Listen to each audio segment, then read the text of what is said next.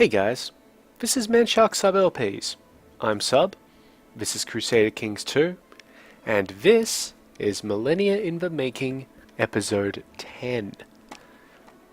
As before, we're still playing as Duke Otto, now of Brunswick, formerly of Saxony. I have, just on a small personal note, I have noticed that Duke Otto seems to be sporting some sort of goatee or facial hair, presumably to make up for his lack of, well, proper head hair. Either that or he has some sort of skin condition. I'm not quite sure, it's a little indistinct. But, you know, maybe his wife likes it, who knows. Speaking of his wife, we do sort of have a little bit of an issue here. We may have enough children at this point, so we may want to look at either offing the wife or getting a better one. Let's just start the timer up while we consider that. Now, I have had some people ask me, how do you actually take provinces? We have demonstrated how to take provinces before, through war of course, but let's just go over the basics again. We're not going to actually go ahead and take provinces off anybody. So we see here, Chief Lodzimiras of Laxine. He owns the county of Laxine. Say that we want this county. We come here to his diplomacy menu, and we see that we could declare war on him. We have the Casus Belli here of the Holy War for Brandenburg. Now, Brandenburg isn't Laxine, but if we check here, in the de jure counties thing, Brandenburg includes the county of Laxine, as well as Brandenburg here, in its de jure territory. So, if we were to declare this Holy War for Brandenburg, then while we wouldn't take the entire thing, because Chief Lodzimiras here only owns one part, whereas Brandenburg itself is owned by the Chief of Brandenburg here, who is part of the Sorbian tribe. So we'll just leave that alone for the moment. Come back to Lodzimiras' diplomacy screen. So you can see here, under the Casus Belli, it tells us what will happen if we win the war, what will happen if we make a white peace, and what will happen if we lose the war. The important thing to note here is the final line under if we win the war. Duke Otto vassalizes lords of his religion and takes all other titles in the Duchy of Brandenburg. So what that means, if we just go to this county here, close the diplomacy menu, click on the county to open it, we can see that there are 3 holdings within the county of Laxine. There is the main holding, the Castle of Stendal, which is held by Chief Lodzimiras here. Because Chief Lodzimiras is Slavic, we would gain this as a personal realm, like a personal holding. There is also the Temple of Halberstad. Just have a look at who owns that. It's owned by Priest Marian here, who is Slavic. So what would happen there is we would actually gain this temple as a personal bishopric. And I believe, we'll just look at this anyway, but the city of Wolbeck here is owned by Mayor Straz here, who is also Slavic. Therefore, we would also gain the city. We get penalties to tax and income and maybe even opinion of some people if we hold a city or bishopric, because we're not supposed to hold them. We're a noble lord. We hold castles. Cities are for peasants, and the bishopric are for the priests. So we'd have to just give those away by clicking on this little button here after we right click. But anyway, we go back here. So if we win the war, we get that province. Now, just as a little bit of a further demonstration, up here in Jutland, where you can see Jutland currently has the duchy, or the petty kingdom of Jutland, but it also has some holdings in Holstein, or one holding in Holstein. If we were to come here to Chief Ale of Holstein, we can't declare war on him. That's because he has a liege lord, King Bagseg of Gilland. So we click on his diplomacy and see we've got an option for the Holy War of Holstein. We don't have the option for the Holy War of Zealand because we don't share a border with the place. We only share a border with Holstein, therefore that's where we get our Casus Belli. But you can see when we have that highlighted, it shows us with this glowing blue border where what the Casus Belli for the war involves. Say we go to war against this guy. Say we take all of Holstein, we occupy it, and then we move up and we occupy some of Schleswig. This little county here. Even if we occupy everything here, when we declare the war to be over, either through diplomacy or, just outright winning it, we will only get the holdings in Holstein. And that's because the Casus Belli makes no mention of anything in Schleswig. So, there's no point to going and occupying it unless you need to bump that war score up a little bit. And that's because war is a very formal affair in the Dark Ages. Let's just start that timer up, now that I've finished that little explanation. We do still have this little issue with the, the succession. And we're just getting at that gold end, we're trying to increase our technology. Much the same as what we were doing last time. We've almost hit that point where we can invest another bit into legalism.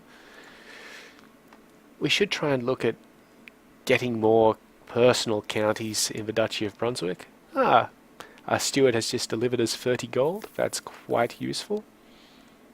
Not enough to actually build anything that we care too much about, unfortunately. We're not going to build up the county of Weimar very much, because at this stage, that and the entire Duchy of Saxony will go to Guntram, not Ludolf. Therefore, it's kind of a waste of money. We don't benefit from it in the future. I'd really like to get this improved keeps up, but it's going to take maybe another year, maybe another 2 years before we can invest in that. So we'll probably just, when we have the option to, this has just appeared, we could get another level of barracks, which would give us some heavy infantry and pikemen. We could hold out for a bit and get a keep, which increases the levy and garrison size by a percentage base instead of a raw number. Or we can just hold out a little bit less longer and get another 90 men from militia training grounds or 35 light cavalry. Or if we just check over here, we have a lot more options in Braunschweig. We're going to improve Braunschweig with the militia training ground. There we go. Now we're at 0 or 0.6 wealth. That will slowly increase again. Now, last episode we set up something in the Duchy of Thuringia. It doesn't appear in the Duchy of Thuringia's little thing, but if we go to the County of Thuringien, which isn't held by the Duke, this is annoying. They may have had another child. Let me check. Adalbert is that guy. Richara. Who the hell is Richara? Oh. Right. Richara Babenberg is this fellow's daughter. That's not great for us. We're going to see if we can... We could almost get this guy killed. Well, as you can see here, the possible plot power for killing Richara Babenberger is 185.6%. She's going to get in the way of our plans, so let's do it. Now, we could invite everybody and get a massive plot power and probably, get that going quite easily. But the more people you have in your little Kickstarter murder plot, the more likely it is that word will get out and, you're a no good murderer, etc., etc., etc. Fortunately, Karl, the spy master of Thuringen, will contribute well over the 100% that we need. So we'll just send that little request off. He'll respond in a few days with a rather favourable message. Yep, there we go. May you live in harmony and contentment. An intriguing scheme. I believe I will indeed back your plot to kill Richara Babenberg. And you can see we're now the most excellent Duke Otto. And if we just click up here, we've already got 170 plot power. That's exceptional. That'll be fine. That'll just handle itself. And hopefully he doesn't get drunk and tell everybody that we're trying to kill children. Let's just check retinues. That's all fine. The Pope's dead. We've got a new Pope. This current Pope is already ill, so that's not looking good for him. Let's just have a quick look at what that means. Wow. Okay, so good news. We're probably going to be getting all of our bishop stuff. That's exceptional. Actually, no, these have not updated, so that's just going to change. There we are. There we are. Okay, so mainly we're getting our bishop tax and all that sort of stuff. That's coming along nicely.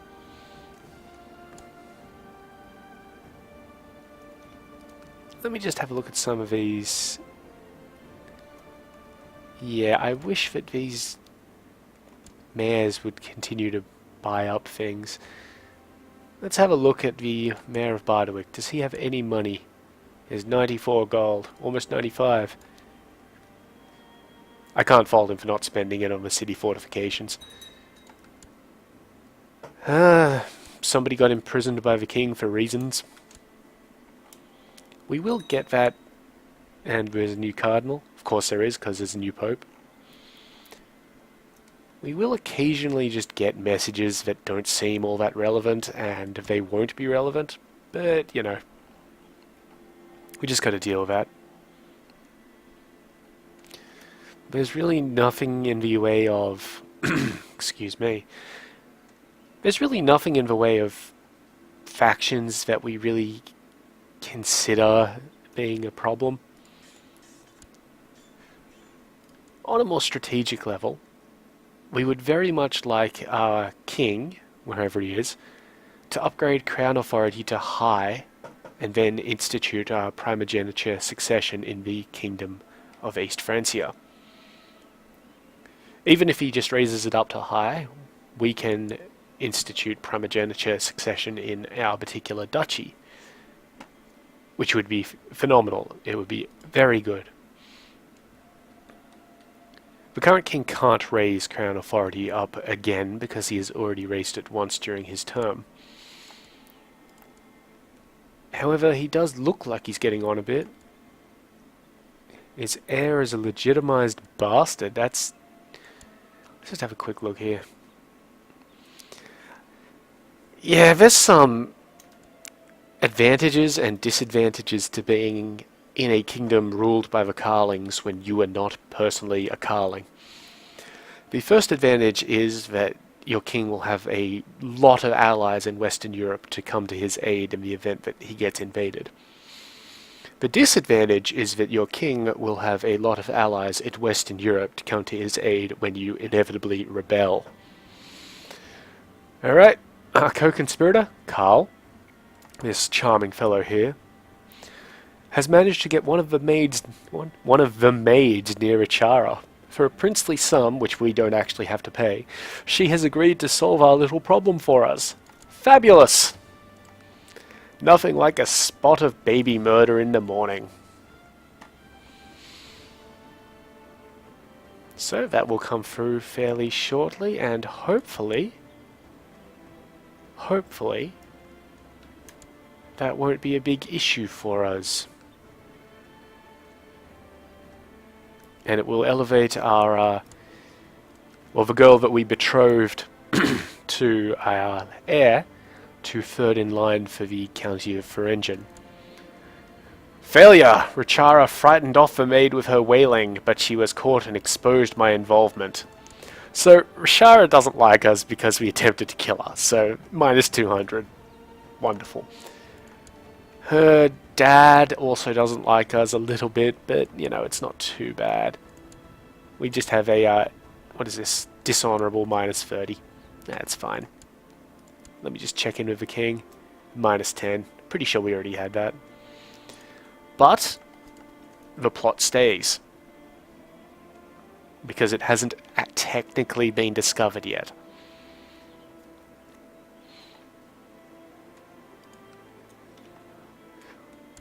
So what I was talking about earlier was we need to try and get some of these counties, not the Prince Bishopric here, but Shelley, Oldenburg, or Gottingen into our personal domains.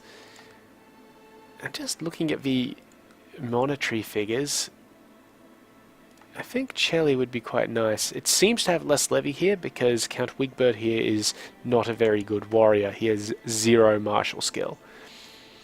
He does like us a fair amount. It would take a lot of work to kill all of his children and siblings and all that sort of stuff. So let's see. Wenzel, Regeric, and Theodoric. There's Wenzel. There's Weigeric. Don't know where Theodoric is. Don't even know who Theodoric could be. It's very interesting. None of these kids could have a...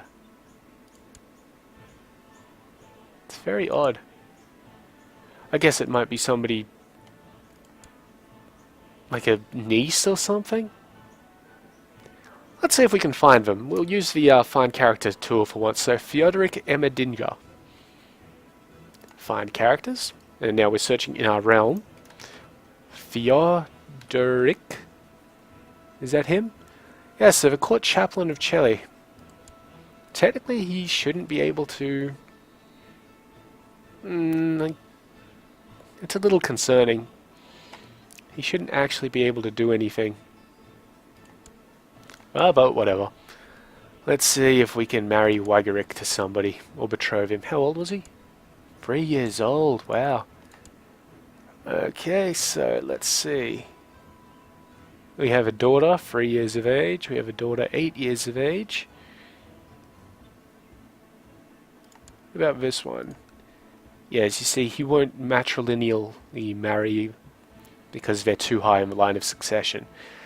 I believe that it's whenever a male is in the immediate line of succession that you can see here, so first, second, or third, then they will not accept a matrilineal marriage, which is smart, you know, considering the inheritance laws. It is very intelligent. We could just revoke his title, but it's not going to be great for us. We could imprison him. Again, not great. So, we're just going to let things be. We do have an advantage that we've been... another cardinal has been elected. Because we've been in charge for so long, we've started to accrue the long reign opinion bonus. So people do like us a lot. Except for the bishops. The bishops don't like us because, well, reasons, I guess. So we could technically just take that minus 20 penalty for revoking the guy's title. I mean, he won't count. It does cost us a little bit of prestige because we don't have grounds for it.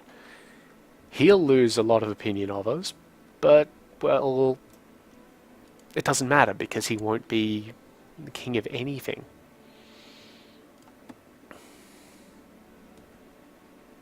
This is still somewhat annoying here. I believe we will still keep the county of Gottingen in our realm, because it hasn't shown up a message saying that we won't. But, it will fall under Count Gelf of Elm's his little purview, and he's not in our realm, I don't believe. No. He's beholden to Prince Karl the Fat. So, this little event has popped up. The falconer is expecting me as a new hunting bird has arrived and awaits my inspection. Just tell him I'm busy. That gains us 15 prestige. I need to go hunting right now. That gives us a little bit of an opinion boost with Mayor Wilhelm. Or is it bigger than a chicken? Which removes his, or gives him a negative opinion. Let's go hunting. See if that does anything at any stage. Another option for increasing our realm, which I know I've talked about before, is to expand into these places. Unfortunately, we don't have claims, we have holy wars. And holy wars are really kind of a mixed bag. I mean, there aren't too many in the way of Slavic people. But we can't take all of them on at once if we try it. It's a little bit of a risk. We do have our Chancellor trying to fabricate claims down in Cologne.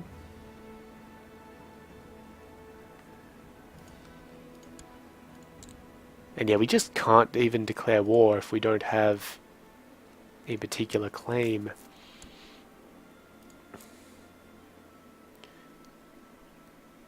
If I take another province of Holstein, I'll be able to actually form the duchy. Oh. And if we form the duchy, that will give us an immediate de jure claim on the province that we don't hold. So that could be a idea. The cook complained to me about my daughter Agnes's temper tantrums. Apparently she punched her son in the face. Again. So, because this event's showing up, Agnes now has the Wrath trait, which means she is quite a little warrior. The kid shows spirit. She retains that trait. Encourage her to be more patient, which is 50% chance she gets patient, 40% chance she loses wrath, 10% chance of nothing. Patient is an amazing stat. I mean, if we look here, wrath gives +3 martial, -1 intrigue and diplomacy. Patient gives +1 intrigue, diplomacy, stewardship, and learning, and it gives a defensive battle trait thing, which isn't important for her. Or we could pray for her soul, which, yeah, it doesn't really happen. So, encourage her to be patient. Agnes seems to be taking her time when making decisions. She has gained the patient trait. Okay. So you can see her martial has come down, but her other stats have increased. She's actually doing really good. And considering that we'll probably be giving her a martial trait for career, that'd be pretty good too.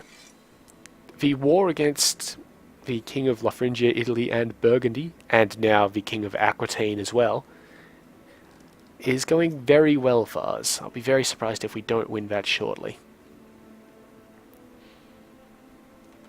Let's check out our diplomatic relations screen. This should tell us who we have casus belli against. So, and what they are. This is kind of useful. So green is what we have. The lighter green is our personal holdings. So we've got holy wars for Brandenburg, Holstein, all of this sort of stuff. While we don't have casus belli up here, let me just check this. Yeah, we don't have casus belli up there for this region. We just click here again. But we can declare on the liege lord of this province because he also holds Holstein. Well, part of Holstein, and we're next to them. We've got holy wars all around here. What's this? We can try and depose our liege or claim independence. Considering our liege can raise 5,000 guys, let's not do that. And just holy wars for Holland and all that sort of stuff. So we are kind of starved for, well, we do have targets, but they're all holy wars. Alternatively, we have the target of our liege. We can always attempt to impose our favoured heir, which in this case is Arnulf Carling. Not great. Or we can attempt to become independent, which means we become our own independent country. We've also got the option just to resign from the council if we feel that our position is untenable. Not particularly interested in declaring war on my liege just yet. We've almost got this culture increase. Knowledge of construction in Braunschweig has increased to level 1. That's great. That will make things cheaper. And the militia training ground is almost made. We can raise close to 2,000 men, and we have 500 on board already. So 2,300 men is what we can raise personally. Let's just have a little look.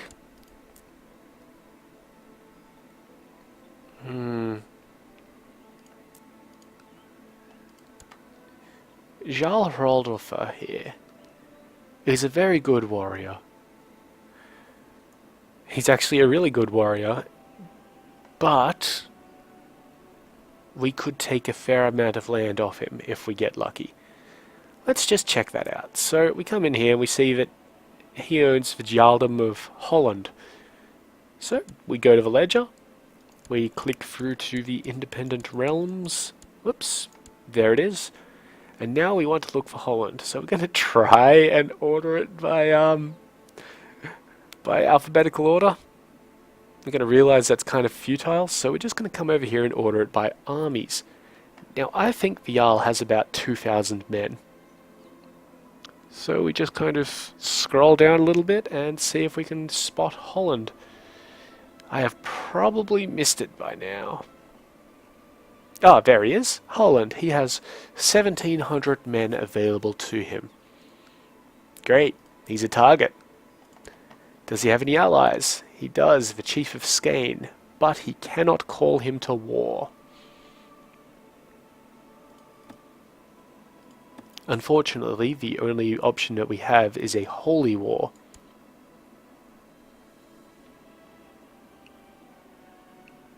Which could cause Zeeland or Sheeland to attack us, because there are nearby Norse rulers. The very worst thing that could happen would be for the Count of Nantes down here, or the Chief of Nantes, to come up and attack us, like join in the war and attack us. That's because of a little bias in the favour of Nantes down here. We're going to declare this war, and we're going to start it up, and we're going to get it all going and all nice and all that sort of stuff. So declare war, holy war. We can see here we will vassalize lords of our religion and take all other titles in the Duchy of Gelre. So that's these two provinces, Freiland and Ostfreiland. So that will give us these freeholdings and these freeholdings.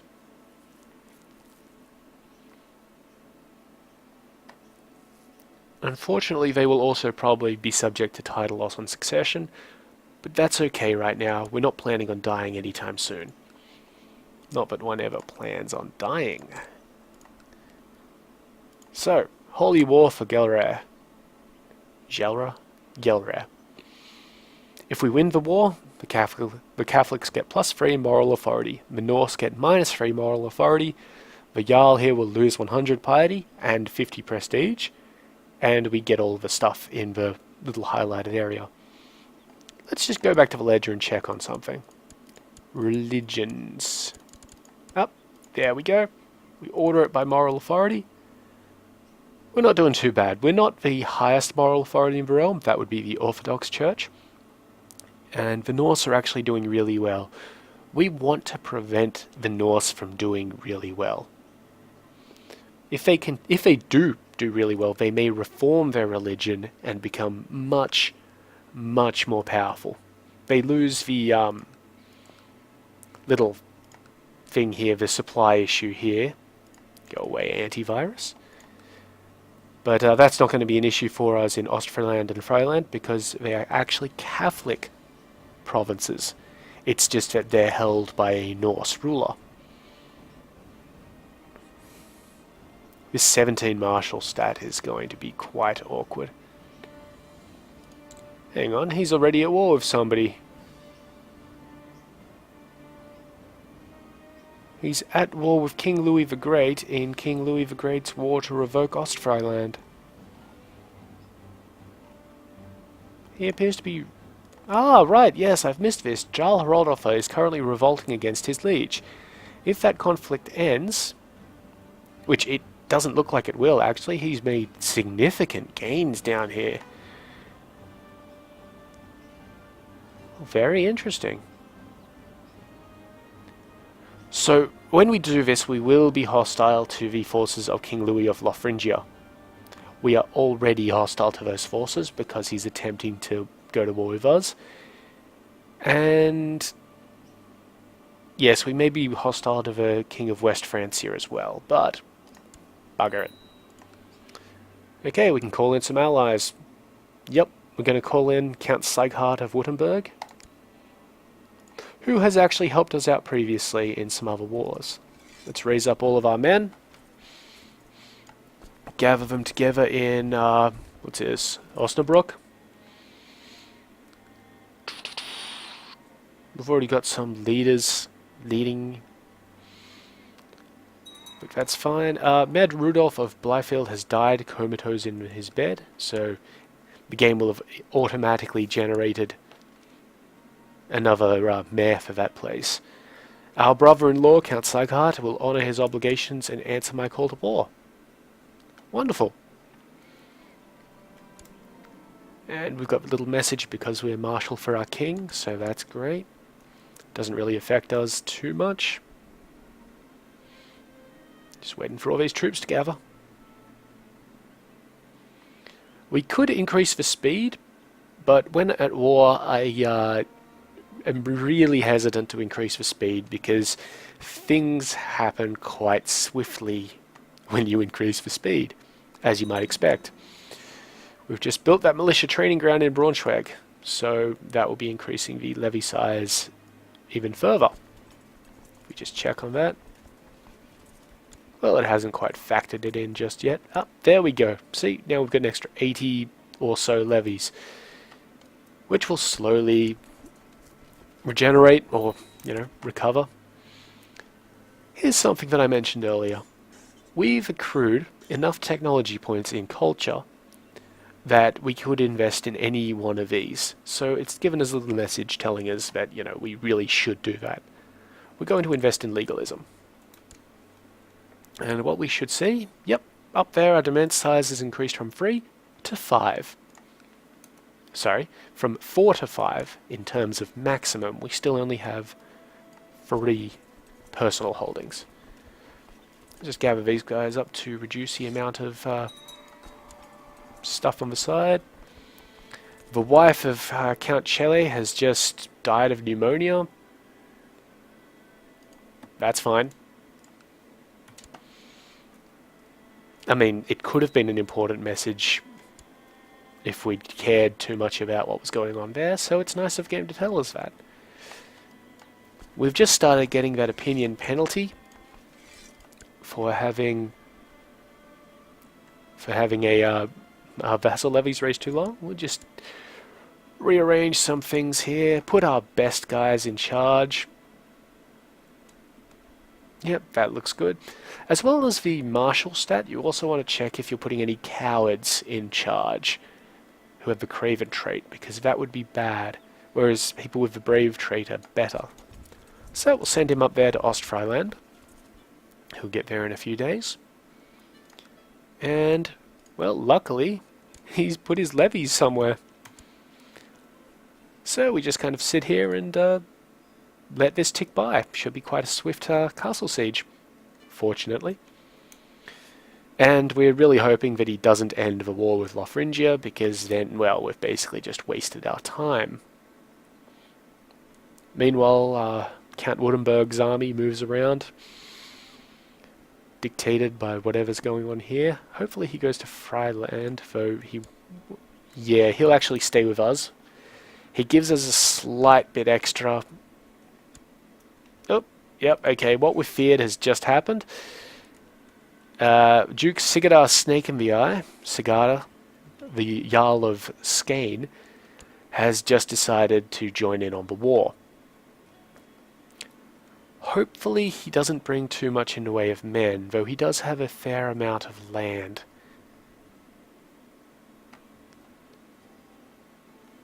I don't think we can convince him to nick off. No, we can't. If we were playing Europa Universalis, we could separately negotiate with him. And here we've just seen the apparently low priority message that King Sigurdar of Shalland has joined Jarl Rodolphe of Holland in the Brunswickian Holy War for Gelre. Wonderful. We're slowly getting towards that level of improved keeps that we were after. And let's just see how this goes. Large numbers of the famished defenders of Norden, that's this castle here, have succumbed to starvation. And if you were paying attention, you would have seen that the number here dropped from slightly above 300 to slightly below 300. I believe that the death rate is 10% or 15% or something like that. So, you know, that's good. And yeah, additionally, the amount that we're doing morale damage to them has increased from 7.9% to 8.3%, so quite useful. Here's our plot message again. One of the maids is going to try and kill Rishara again. Maybe she'll actually not get scared off by a baby crying. Seriously?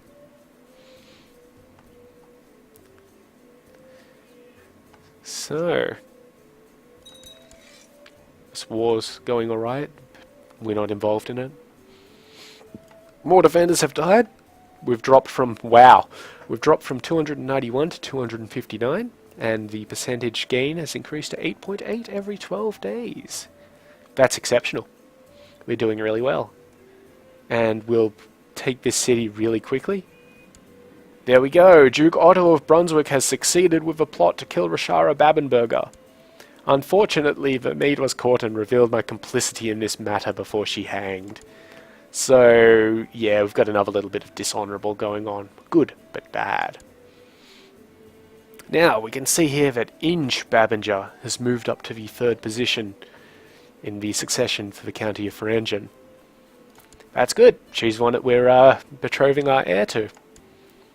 However, there are still some little issues in the way. Adalbert and Poppo. Adalbert can have children, and that's an issue for us. So, what we can do is we can either try and kill Adalbert, which is going to be a little bit difficult because we only have 88% plot power, which means we may have to spend a little bit of cash, or we can try and kill Beatrix, his wife, which we could quite easily do apparently, but then he may get remarried. She has a very high fertility. Let's try and kill 2 birds with 1 stone and see if we can off Adalbert. So, first up, Spy Master. Well, let's see what we can do here. We have 24%. We can add 21%, make that 45, then 57, 68, what's that, 77? Then 86, 91. And then we might have to pay the bishop and the mayor here a little bit of gold. Let's just see how much we would have to pay them. 23 for the bishop, and, if we find the mayor, 36 for the mayor. So all up, this would cost us 60 gold. We can afford it. And we are actually going to do this. Okay, so, first things first, just auto-invite plotters. Just see how that goes for us while we get our little thing going on here. And you'll notice that while we have this box ticked, we're not getting the message saying, I will join your plot. And just see how this goes. Come on. We don't actually have to spend any money. That's amazing. Somehow, either my maths was wrong, or it's invited somebody who wasn't originally in the list. Somehow we have 102.1% plot power. It won't be the fastest plot, and it may get caught. Some of these guys may drop out over time, but currently it's in a position to fire the events, so that's wonderful. And we didn't even have to pay anybody any money. Okay, so we've just had 10 blokes rock up to try and besiege Oldenburg.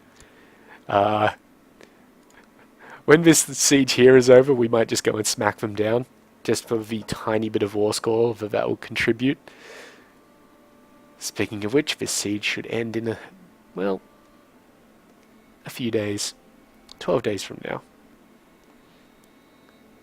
So we just wait on this to happen. You can see the reason why city sieges take a lot less time is because the base city siege level or fort level is 0.4, whereas the base for a castle is 3. So we've won that siege. That's great. Let's just go kick the shit out of 10 guys with about 2,000. Imagine the look on this guy's face. The army of Friarich. Imagine the look on Friarich's face when that just happened. That has contributed nothing to the war score, but it's given us a tiny bit of prestige. And it was kind of amusing. We have the option to try and press a claim on the county of Metz, which is down here. It is so separated from everything that we have that, you know, why would we bother, sort of thing. Let's head back to Ostfriesland and get this little siege underway. We really could attempt to assault the holding here, but we're going to win it in about a month.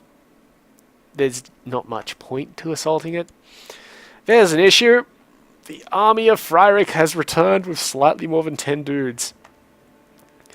1676. If that was 16,000, I would be, well, somewhat irate, I guess. But he's just kind of sitting there in Holstein. Maybe he's just defending his own lands at this stage. That's fine. I'm completely fine with letting him stand there. If I were him, what I would do is put a guy down here in Hamburg and try and take that off me. What he might be worried about, because he can't see what I am doing in Braunschweig, or Lüneburg, I think. Maybe not Lüneburg, because of the fog of war. Actually, let me just zoom in and check that. No, he could probably see what I'm doing in Lüneburg, because I have vision on Laibach here. Oh, I know what he's doing. I know what he's doing. He's parked that army there in Holstein to get vision on Bremen and Celle. That way he can sort of keep an eye on whether I'm trying to do anything weird. Okay, so we just won the city. And 11%. So, yep, we'll have that bishopric in a while too. A famous writer proposes to compose your family chronicles. Okay, so if we give him 13 gold, we get 25 prestige and a 15% chance of getting the Proud trait. Proud gives us more prestige monthly. It's pretty good. Or we can ignore him, in which case, well, the members of our family, I believe, get a negative opinion of us because, well, it's their family too. But we get a 15% chance of getting the Humboldt trait, which gives us a lot more piety than Proud gives us prestige. And you can see a slight tag issue here. Humility or humilitas is the 7th virtue and the opposite of pride. Humble characters gain player religion, get piety name. Where the proud gain prestige. Humble characters tend to dislike prideful ones. But proud characters don't dislike anybody else. Let's do that. We haven't gained the proud trait, but nobody dislikes us for not writing about our good family. This opinion modifier is really stacking up a little bit. Ideally, we'll win this war without engaging this army. The county of Anhalt has changed culture to German. This is surprising to me. I mean, we wanted it to happen. Let me just try and find the culture tag. Where are we? Culture. There, culture. Yeah, you can see it now has this little sort of grey German thing instead of Pomeranian. Now the reason for that is because we appointed Count Victor here, who is German. If we left a Pomeranian in control, the county's culture wouldn't have a chance of changing, simply because there's a Pomeranian in control. Even though there's a German in greater control, that's just how it works. That's why it's a good thing to appoint your culture vassals. He'll also be doing the same, or this guy will be doing the same here, for Plown, eventually. Okay, so once again we have caught Agnes torturing a rat behind the stables. This is going to be somewhat of an issue. So she's picked up the cruel trait. I don't like her having that, so we're going to talk to her about kindness. She is now kind, and that will just refresh. There we go. So a little bit less good at intrigue, but better at diplomacy. And that's good. That's one good quality that you want in a wife. So another thing that the Jarl of Shelland has done here, or the Petty King of Shelland, whatever he is he's preventing us from moving into Holstein via Bremen or Celli. We could do it, but it would be stupid, because we would be taking crossing penalties, because we would be crossing the Gulf of... what is this? The Gulf of Heligoland. So, not a great idea. I think we're about to get 10 more guys showing up in Oldenburg. One guy. And because now he knows what's going on a little bit better, he is sending his army to Celli. We don't really have much of a chance of intercepting him. That's fine, because we could probably crush him. But just in case we can't, let's look up who Fryrek is. So we go to King Sigurdar. We check his vassals, order them by name first. There is Fryrek. He is currently leading an army in Holstein. He has... wow. He has 2 marshal. He is ill. He is stressed. If he sits around here, as soon as we finish this, we're going to go and kick his teeth in. Okay, a courier has come forth, inviting all knights of the realm to attend a grand tournament, the like of which is only seen once per reign. So, we will go to this. We are very good. We're in a prime of our life. We'll go to the tournament. And the king has been able to do that because the de jure war has just ended. We've retained control of Suez, and the king probably got a bit of prestige out of that. So let's just see what this guy is doing. There he is. He is in Celli. He is besieging it. Now we're the defender, and we can see that he will progress the siege at 5.4 every 12 days. We will win the siege of Borkum here far quicker than that. The terrain of Celli is plains. We're not going to have much of an issue with just waltzing over there and kicking him in whatever bodily organ we may choose to take. We've had another war pop up here. The West Francian War for the Kingdom of Italy, the Kingdom of Burgundy, and the County of Boulogne. This is interesting. King Charles the Bald of West Francia has enlisted our aid as King Carmen and the aid of King Hywel the Fat, who is a petty king who is probably... no, he's actually Catholic. That's fine. He's enlisted them to take the Kingdom of Italy, the Kingdom of Burgundy, and the County of Boulogne off of King Louis, the King of La Phrygia, Italy, and Burgundy, and the King of Aquitaine here. If I had to guess, I'd say that we would win that, which might not be a great thing because it will create a massive kingdom from West Francia down to here. I can't do anything about it. I just have to kind of suck it up. But it does mean that the Lothringian armies, which may have caused some issues for us, they're going to go away. King Carmen has finally revoked the Duchy of Baden from Duke Karl the Fat. We can see here now that King Carmen has 3 duchies. And if we check his vassals out, Yes, he has an opinion penalty for holding too many duchies. So he'll need to give one of those away at some point. I doubt he'll give any of those to us because, well, Baden is down here. We don't hold... down here, actually. We don't hold anything there. He might give something to... well, he won't give up Baden. Baden is where he actually holds his own stuff. Maybe he'll give up either Franconia or... no, he gave up something. I have no idea what he gave up. I wasn't paying too much attention. Oh, bugger that. Let's get back to war. So, what we'll do is we'll finish this siege off. Then we'll go and kick in Fryric's teeth. He's taking attrition for some reason. And that attrition is slowly stacking up, so that's good for us. The County of Nassau has been revoked from Bruno von Fringen. Oh, now that's very interesting, isn't it? There is no longer a Duke of Thuringia. Unfortunately, we can't declare war on Count Poppo here. That's very, very interesting.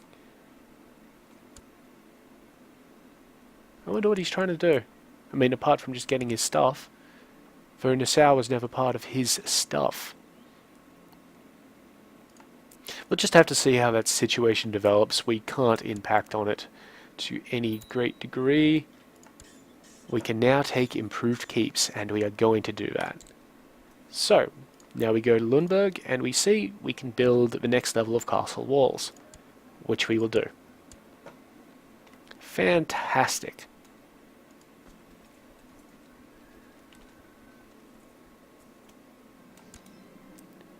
Unfortunately, that grand tournament has been cancelled due to the war, so we lose the 50 prestige, which we gained from it.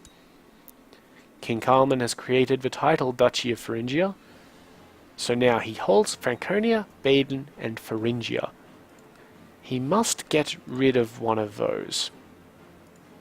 Just check where Franconia is. Up here. So, it's quite a nice block for him. He will probably try and shed Thuringia to someone. We just won the Siege of Borkum. Let's go beat up some Norse guys. Okay, so 31st of December, we'll rock up and see just how hopefully overmatched the Vikings are. 31st, battle. Okay, so we pause it. We have a look. Immediately we can see a problem. Nud, or Knud Sigurdsson, the heir to the petty kingdom of Sjælland, is quite a warrior. However, he's in the wrong position. No, actually, he's in the right position. I've misread that. That's a pain in the ass. But he's up against our best guy, so hopefully he'll be able to hold on. So, let's go over this battle screen in a bit of detail. I may not have covered it quite appropriately. Up here we can see the terrain. That's plains. That's great. We can see our force in the attackers. We have that many light infantry, that many pikemen, those many archers, that many heavy infantry, and that many light cavalry. We don't have any heavy cavalry or special units. This is the total remaining troops that we have. Here we can see the troops in each flank and their average defense in this phase. This does get a little bit complicated, but at the end I'll show you how you could just ignore it.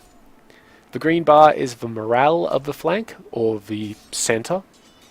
You can see who is leading the flank. You can see the losses from yesterday's battle, or part of a battle, on that flank. And you can see the current tactics that they're undergoing, and what benefits and so on those give. So the shield wall tactic is quite nice, considering that we're infantry and archer heavy. The harass tactic, which the center is pulling off, isn't that great, because we've got a little bit of light cavalry, but, you know, we'd like our archers to be able to do something. And the volley tactic is pretty decent. We don't have any horse archers, so it's not disadvantaging us. And you can see down the bottom, the next tactic, when we change tactics, there are particular percentage chances of one to happen. You can also see what tactics the enemy is using, as well as their breakdown. So they're feinting. That works. These guys are skirmishing, so they've got a damage bonus. And they're actually getting a bonus against the harass tactic, so that's not great. And yes, let's just go over that just a little bit again. If we can just... Right, if you hover over the little blue icon here, which will sometimes be different colors, this indicates that we're in the skirmish phase, which is basically when you shoot at each other and they stay at a distance. We're not really getting too much in the way of benefits there or anything. So, let's just let it go and see what happens. Okay, you can see we're already inflicting morale damage down here. Karl von Arnstadt is a drunk and has let everybody know that we're trying to kill Adalbert. So Adalbert isn't going to like us too much for that. Let's quickly check this out. Yep, plot power still good. So we're really tearing up this flank. That's great. We're losing men in the center and morale as well, which is more important. But hopefully when the tactics change, that will stop. Okay, so what we've just had happen is we're in melee now.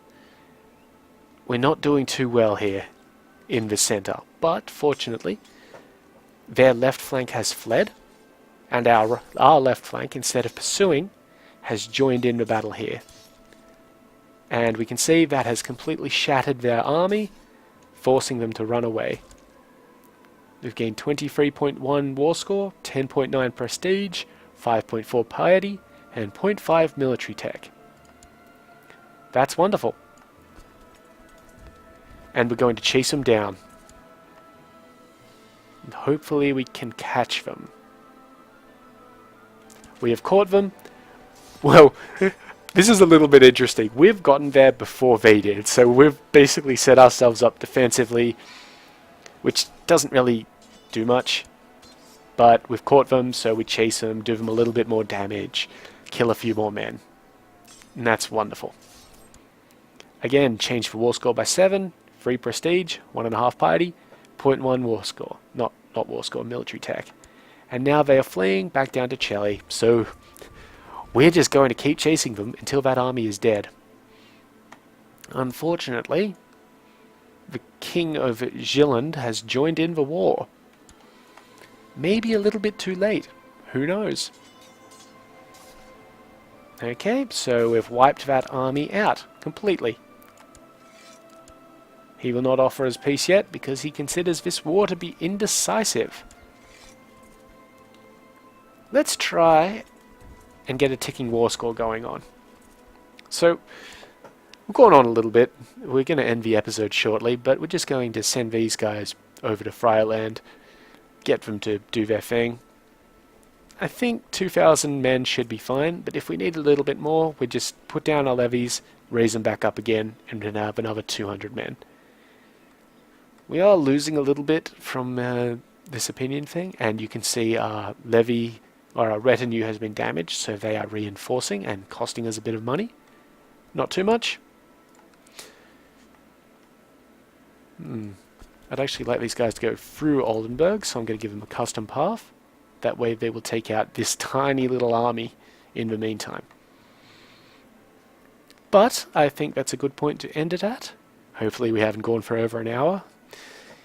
And yeah, if you've got any questions, again, about what I'm doing, how I'm doing things, about the game in general, feel free to ask. I'll either answer them in a video, or if you're lucky, I'll be able to give you a personal response. And if you've been enjoying the series so far, throw me a like, subscribe if you want, that'd be great. And yeah, that'll be the end of this episode. So, I've been Sub, you've been yourselves, later.